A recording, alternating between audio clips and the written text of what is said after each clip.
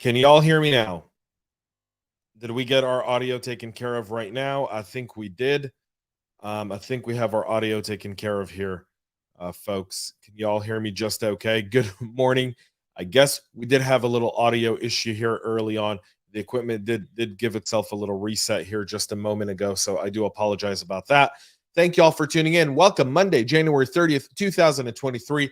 An exciting episode we have today. A lot of vulnerabilities there, so I do apologize again for the audio issue there a moment ago. The equipment reset itself like literally just moments before we went live, and so kind of everything here went fritz. So I do apologize, but thank you all for tuning in this morning. CyberHubPodcast.com. Find all the latest. Tomorrow I premiere the brand new CISO Talk podcast with a new season and my good friend Patrick Benoit, the global CISO over at Brinks. We talk about the Joe Sullivan case and the Uber breach. 30-minute episode. You'll absolutely love it. CISO Talk podcast is a completely different show, so you want to make sure and you want to find it on your favorite podcast listening platform. If you haven't subscribed, go do that now. You'll find it there. And then I've got a whole bunch of episodes. I've got George Feeney coming up. I've got Ken Foster over coming on as well. Danny Wolf and I did an awesome backwards episode of CISO Talk, which was legendary. I can't wait to share that. And so many more awesome guests are coming on the show. Can't wait for this new season, so go check that out. Without further ado, let's grab our cup of espresso and get into this morning's show because you're tuning in just to hear what's happening. My double espresso, coffee cup cheers, y'all. Thank y'all for your understanding. Yes, Chris, it is Monday. It is Monday morning. So last week we talked about the Microsoft 365 outage, if you remember. Well, now Microsoft's able to say that it was caused by a WAN router IP change. And for those smiling, yes, you can continue to smile. The outage lasted nearly 5 hours and service was restored. It affected pretty much all of the Microsoft 365 product suite. And the preliminary post-incident reports published today said that this was a simple network issue where the WAN IP address was replaced and it kind of took everything down with it. Good to know Microsoft doesn't have a live and a rollback environment. Kind of a little scary there. And then Microsoft, will stick on the Microsoft line here, are still urging customers to patch their Exchange servers. They published on Thursday of last week, they published a blog post reminding customers of the continuous waves of attacks targeting Exchange server, urging everyone to install the latest available updates as soon as possible. Attackers are still actively looking for unpatched Exchange servers, and they're not going away. There's too many aspects of unpatched on-premise Exchange environments that are valuable to bad actors looking to exfiltrate data or commit other malicious acts, and they're asking everyone to update those as a gentle reminder. A Realtek vulnerability is under attack. This is a new news story from this morning. Over 134 million attempts to hack IoT devices. Researchers are warning about a spike in exploitation attempts, weaponizing a critical remote code execution flaw in the Realtek Jungle SDK since the start of August of last year, according to Unit 42 over at Palo Alto Networks. The ongoing campaign is said to have recorded 134 million exploits attempts as of December of 2022, with 97% of the attacks occurring in the past 4 months. Close to 50% of the attacks originated from the US, followed by Vietnam, Russia, Netherlands, France, Germany, and Luxembourg. What's more, 95% of the attacks are leveraging the security shortcomings that emanated from Russia's singled out organizations in Australia. Many of the attacks we observed tried to deliver malware to infect vulnerable IoT devices. Adding threat groups are using this vulnerability to carry out large-scale attacks on smart devices around the world. The vulnerability in question is CVE 2021-353-904, a CVSS score of 9.8. It's a set of buffer overflows and an arbitrary command injection bug that would be weaponized to execute arbitrary code with the highest level of privilege and take over affected appliances. So this has a impact impact and obviously requires a bit more creativity from practitioners. Another critical remote command RCE, Lexmark printer bug has a public exploit. The cross-site, the critical vulnerability does allow remote code execution. The proof of concept code circulating publicly is showing that this is pretty easy to take advantage of, although there's no actual cases of it. The bug is reported as CVE 2023-23560, carries a score of 9 out of 10 on the CVSS vulnerability severity scale. It's a server-side request forgery vulnerability in the web service feature of the newer Lexmark devices, according to the printer giant advisories. The printers have an embedded web server that allows users to view and remotely configure printer settings via an internet portal. In a typical SSRF attack, an attacker can take over such a server and force it to make a connection either to internal resources housing sensitive information or to external systems serving malware. Enterprise printers are a stealthy entryway for threat actors. Print Nightmare was one of those. So Lexmark has issued a patch notice there to get this taken care of. Bind has also updated a patch High-Severity remote executable denial of service flaw. The Internet Systems Consortium this week announced patches for multiple high-severity denial of service vulnerabilities in the DNS software suite Bind. The addressed issues could be exploited remotely to cause named the Bind daemon that acts both as an authoritative name server and as a reclusive resolver to crash, or could lead to the exhaustion of the available memory.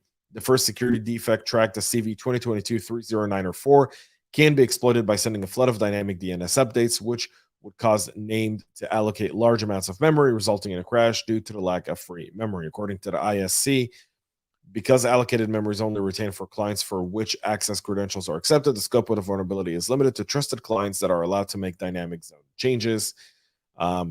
Several additional bugs here for Bind on these issues, but all of the vulnerabilities have been resolved with the versions 9.16.37, 9.18.11, and 9.19.9. ISC says it's not aware of any of these vulnerabilities being exploited, but are encouraging everyone to update those as well. The U.S. no-fly list has been shared on forums, and the government is actively investigating.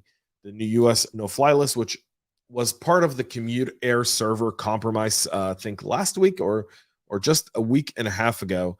The Swiss hacker Maya Arson Kremu, formerly Tilly Kotman, stumbled upon the misconfigured AWS server containing the TSA no-fly list. The TSA no-fly list itself is from 2019. The server in question belonged to Ohio-based airline Commute Air, a subsidiary of United Airlines. Although steps were taken earlier to patch the leak, the no-fly list regardless surfaced online as of January 26th on a publicly accessible Hacken forum. The verified with Thalen and other sources that the list posted on the forum is the same no-fly list and selectee list that were recently discovered on the Commute Air server. Bleeping Computer did review a portion of the list provided as two CSV files named no-fly and selectee. The latter list likely names the names of some passengers to undergo a secondary security screening selection at airports when flying into the U.S. Selectee could be people part of a terror watch list or anything else.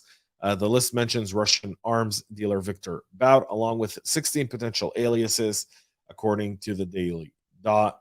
The terrorist screening list is relied upon by multiple federal agencies to manage and share consolidated information for counterterrorism purposes. And this goes to a greater challenge between the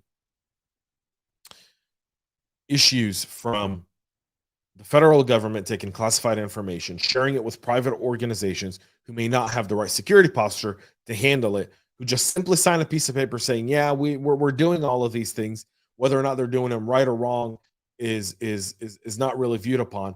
And this is, I think, one of the biggest areas of opportunities for our government to do, is to really kind of not crack down, but become a real partner to these smaller companies that require that work within the space, that have regulations to deal with, and aren't up to standard. So that's something there, and this no-fly list is sure to bring about a whole new headache for the Department of Justice and the U.S. government and FBI for the foreseeable future. The Hive ransomware has been disrupted after the FBI did an offensive security operation and hacked the gang's systems. The Hive ransomware operations tore payment and data leak sites were seized as part of an international law enforcement operation after the FBI said it infiltrated the gang's infrastructure last July. The Department of Justice in Europol announced that an international law enforcement operation secretly infiltrated the Hive ransomware gang's infrastructure in July of 2022. When they secretly began monitoring the operation for 6 months, this operation allowed them to learn about the attacks before they occurred and warn targets and to obtain and distribute decryption keys to victims, preventing approximately $130 million in ransom payments. Since late July, the FBI had penetrated Hive's computer networks, captured its decryption keys, and offered them to victims worldwide, preventing victims from having to pay the $130 million in ransom demands. Since infiltrating the Hive network in July of 2022, the FBI has provided over 300 decryption keys to Hive victims who were under attack. In addition, the FBI distributed over an additional 1,000 decryption keys to previous Hive victims.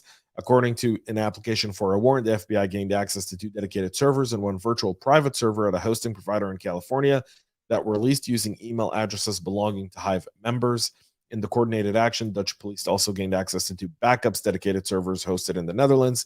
Using this access, law enforcement confirmed that these servers acted as the operation's main data leak site, negotiation site, and web panels used by operators and affiliates. In addition to the decryption keys, the FBI examined the database found on target server 2. The FBI found records of Hive communication, malware file hash values, information on Hive's 250 affiliates, and victim information consistent with the information it had previously obtained through the decryption operation. If you're not proud about this operation, I don't know what would make you proud about this operation. This may be one of the only times the federal government actually pulled something off and did it so eloquently and did it so well. One, the fact that they were in there for 6 months, letting them launch attacks and then just grabbing the decryption keys, reaching out to the victim saying, we've got it, don't pay them, is a change.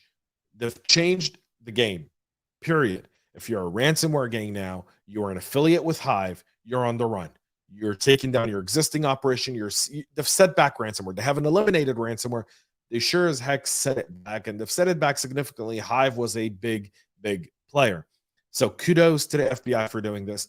This just proves that offensive cyber operations are needed, and we need more of them. The idea of not hacking back, that was the executive order that then President Obama put in place, is proven to be a failure when it comes to actually deterring cybercrime. And this administration has taken it extremely seriously, and good for them and good for the FBI. A much needed victory, reminding us that they can actually go and hinder the people who are targeting our organizations. That's it for our show today. Sorry about the issue with the audio earlier. So I do apologize about that. Thank you all for tuning in. Thanks for being part of the show. We'll be back with a whole lot more tomorrow, 9 a.m. right here live on LinkedIn, Twitter, and YouTube. You can go check it out, subscribe. And CISO Talk drops tomorrow at 11 a.m. with a brand new episode with my good friend Patrick Benoit. You don't want to miss it. Till then, have a great rest of your day. And most importantly, stay cyber safe. We love feedback, so make sure to connect with us on social media and subscribe to our podcast on your favorite podcast listening platform.